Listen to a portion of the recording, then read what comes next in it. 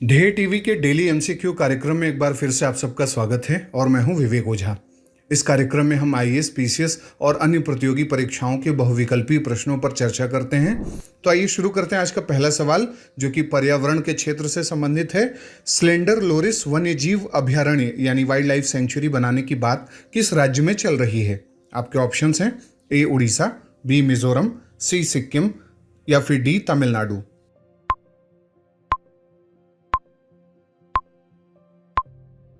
इसका उत्तर है डी। व्याख्या देखते हैं। हाल ही में तमिलनाडु के वन मंत्री ने विधानसभा में स्पष्ट किया है कि तमिलनाडु में इंडेंजर्ड स्पीसीज के लिए एक सेंचुरी बनाने की दिशा में प्लानिंग हो रही है। इसके साथ ही तमिलनाडु के करूर, डिंडिगुल और तिरुचि जिलों से लगे वन क्षेत्रों को मिलाकर slender loris wild life sanctuary बनाने पर भी बात चल रही है। पूर्वी घाट में स्लेंडर लोरिस ज्यादातर करूर और डिंडिगुल फॉरेस्ट डिविजन्स में ही पाया जाता है। इस जीव की औसत लंबाई 18 से 26 सेंटीमीटर होती है। इसका वजन 85 से 350 ग्राम तक होता है। इंसेक्ट्स, पक्षियों के अंडे, छोटी छिपकलियां और हरी पत्तियां इसका आहार हैं। वन्यजीव संरक्षण अधिनियम 1972 के तहत यह शेड्यूल 1 स्पीसीज है। आईयूसीएन ने अपने रेड डेटा लिस्ट में इसे इंडेंजर्ड स्पीसीज के रूप में सूचीबद्ध भी कर रखा है और यह भारत और श्रीलंका का नेटिव स्पीसीज है, यानी इन दोनों राष्ट्रों का एंडेमिक स्पीसीज है। साइट्स कन्वेंशन के तहत इसे अपेंडिक्स 2 में रखा गया है। और स्लेंडर लोरिस कहाँ पाया जाता है, किन एरियाज में पाया जाता है? अगर इसकी बात करें तो tropical rain forest, scrub forest, semi deciduous forest और स्वाम्प क्षेत्रों में यानी दलदली क्षेत्रों में यह पाया जाता है। अब बात करते हैं दूसरे सवाल की। हाल ही में क्रिप्टो करेंसी को बढ़ावा देने के लिए किस देश ने 44 देशों की मेजबानी करने का निर्णय किया? आपके ऑप्शंस हैं A Colombia, B Denmark, C Spain या फिर डी एल सेल्वाडोर।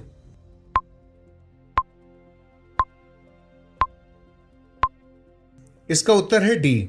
व्याख्या देखते हैं। हाल ही में क्रिप्टो करेंसी एडॉप्शन की दिशा में देशों को प्रोत्साहित करने के लिए यानी एनकरेज करने के लिए एल सेल्वाडोर ने 44 देशों को आमंत्रित किया है। ये देश एशिया, अफ्रीका और लैटिन अमेरिका क्षेत्रों से होंगे। इस बैठक में फाइनेंशियल इंक्लूजन और डिजिटल इकोनॉमी जैसे मुद्दों पर चर्चा होनी है। अफ्रीका की 2 बड़ी अर्थव्यवस्थाएं इजिप्ट और नाइजीरिया के सेंट्रल बैंक्स इसमें शामिल रहेंगे।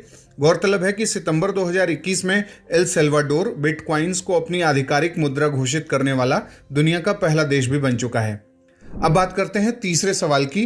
पिछले 30 वर्षों में पहली बार किस देश में वाइल्ड पोलियो वायरस आउटब्रेक होने की घोषणा डब्ल्यूएचओ ने हाल ही में की है? आपके ऑप्शंस हैं ए जॉर्डन, बी अफगानिस्तान, सी पाकिस्तान या फिर डी मोजाम्बिक।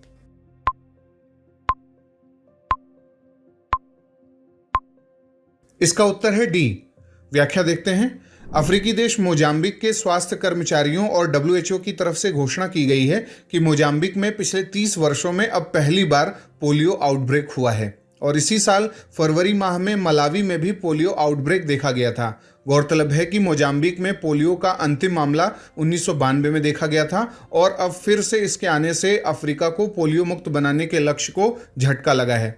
गौरतलब है कि वाइल्ड पोलियो वायरस अफगानिस्तान और पाकिस्तान का एंडेमिक है। अब बात करते हैं चौथे सवाल की। National data and analytics platform हाल ही में किसने लॉन्च किया है? आपके ऑप्शंस हैं A narcotic control bureau, B NCRB, C देश का वित्त मंत्रालय या फिर डी नीति आयोग।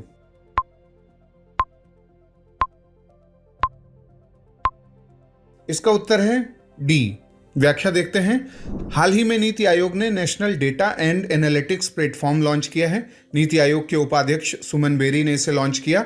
नीति आयोग की तरफ से दी गई जानकारी के मुताबिक इस प्लेटफॉर्म के जरिए सभी तरह के सरकारी आंकड़ों यानी जो भी गवर्नमेंट डेटाज हैं उनको एक जगह हासिल किया जा सकेगा।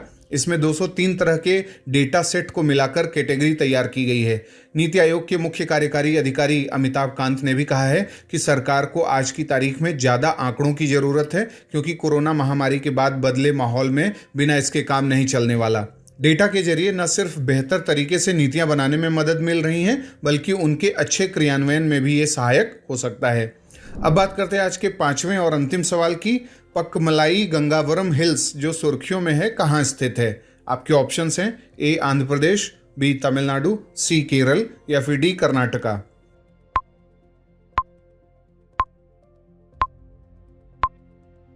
इसका उत्तर है बी। व्याख्या देखते हैं।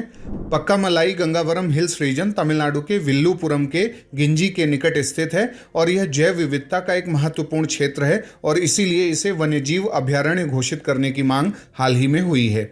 इस क्षेत्र के लगभग 7,000 हेक्टेयर क्षेत्र को वाइल्ड लाइफ सेंचुरी बनाने की मांग हुई है। यह पूर्वी घाट में पारिस्थितिकी दृष्टिकोण से यानी इकोलॉजिकली बहुत ही महत्वपूर्ण इलाका है। यहाँ ग्रिजल्ड जाइंट स्क्विरल, ग्रे लंगूर, पेंगोलिन और क्रिटिकली इंडेंजर्ड गोल्डन गेको भी पाया जाता है और इसके साथ ही यहाँ अच्छी मात्रा में स्लोथ बियर भी पाया जाता है और ये सब वाइल्ड लाइफ प्रोटेक्शन एक्ट के तहत शेड्यूल 1 स्पीसीज हैं। गौरतलब है कि गिंजी हिल्स को एक वन्यजीव अभयारण्य के रूप में नोटिफाई करने की मांग 2019 में भी की गई थी। तो ये था आज का हमारा डेली MCQ कार्यक्रम। आपके 5 में से कितने सवाल सही हुए, कितने गलत, आप हमें कमेंट बॉक्स में बताएं और इस कार्यक्रम को लाइक और शेयर करना ना भूलें और साथ ही हमारे चैनल को सब्सक्राइब भी करें। अगले कार्यक्रम के साथ जल्दी हाजिर होंगे। इजाज़त दीजिए, नमस्कार।